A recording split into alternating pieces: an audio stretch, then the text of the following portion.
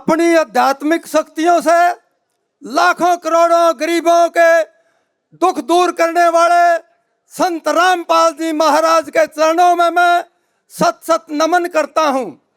और आज इस समागम का आयोजन करने वाले दिलबाग सिंह हुड्डा जी और हमारे इसके आयोजन की अध्यक्षता करने वाले अपना पूरा जीवन किसानों की लड़ाई में बिताने वाले सूरजभान डाया जी और यहाँ पर विराजमान सभी किसान नेता और सतलोक आश्रम के राम अवतार राणा जी। तो मैंने कहा कि लाखों करोड़ों लोगों के जीवन को अपनी आध्यात्मिक शक्तियों से दुख दूर करने वाले संत रामपाल जी महाराज आज उन्होंने अपनी आध्यात्मिक शक्तियों से ही नहीं बल्कि धन से भी गरीब लोगों का किसानों का दुख दूर किया है। यहाँ भारत में बड़े बड़े परिवार धनाढ्य परिवार रहते हैं, लेकिन किसानों की मदद के लिए गरीब मजदूर की मदद के लिए आज जब भारत चारों तरफ से डूब कर त्राई त्राई कर रहा था, कोई धनाढ्य परिवार जिनकी संपत्ति का अंदाजा नहीं कि वो सारी धरती को खरीद ले, उनके नाम लूंगा तो यहाँ मेरे को आयोजक कहेंगे कि आपने नाम ले लिए, चाहे वो अडानी हो, चाहे अंबानी हो, चाहे हमारे हिसार में बैठा जिंदल परिवार हो, उनके पास धन का अंबार है और आज उन्होंने किसी भी डूबे हुए व्यक्ति को एक अन्न का दाना या कोई पाइप या किसी भी तरह की सहायता मुहैया कराई हो। तो आप देख सकते हैं वहां पर जहां डूबा हुआ मेरा भारत त्राही त्राही कर रहा था, वहां संत रामपाल जी महाराज अपने धन बल के साथ आए। इनके पास धन कहां से आया? उनके सारा धन तो उन बड़े बड़े उद्योगपतियों के खजाने में भरा हुआ है, लेकिन सहायता करने के लिए संत रामपाल जी आए।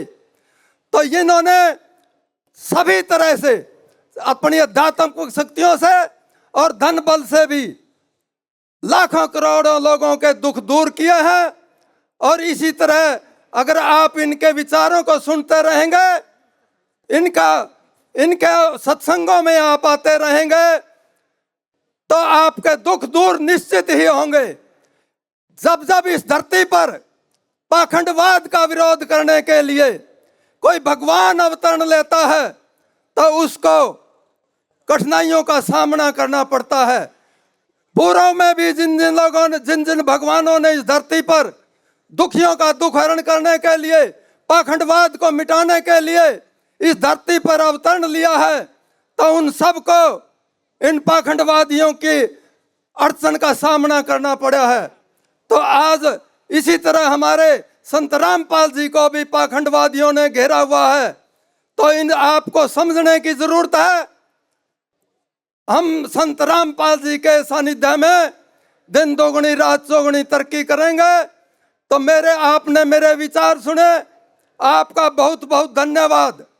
और एक बात और बता देता हूं, यहाँ पर संतों में यहाँ हजारों संत हैं भारत में, लेकिन एक ही संत है जिन्होंने आपकी सेवा करी, जिन्होंने डूबे हुए ग्रामवासियों को डूबने से बचाया। और एक यहाँ का मंदिर भी डाया का है सिर्फ, जिसने इस बाढ़ में अपनी 5,11,000 रुपए की सहायता दी। अन्य किसी मंदिर कोई आगे नहीं आया, सिर्फ एक मंदिर डाया का आगे आया है। तो आपने मेरे विचार सुने, बहुत बहुत धन्यवाद। संत रामपाल जी महाराज की जय हो।